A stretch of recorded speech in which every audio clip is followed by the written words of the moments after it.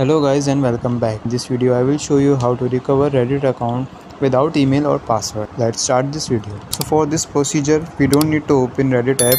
Instead we need to open Google Chrome. On the top search bar you have to type reddithelp.com.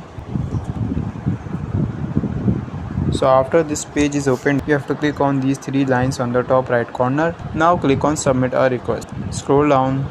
Now click on account help. Over here you have to type your valid email address. After writing the email address, you have to type subject of inquiry. Just leave that what type of account issues are occurring. So over here you have to type the details about your inquiry, that which issues are you facing. So just type in like hi Reddit support team, I forgot my email and don't know my password, so I just want to recover my Reddit account, please help me to get back my account. After writing that, you can also attach some screenshot as a additional proof. After doing that, you have to click on submit. Help will be submitted to the Reddit team and they will contact you on that email which you have provided them. I hope you understand this video. If so, please consider in liking this video and subscribe this channel.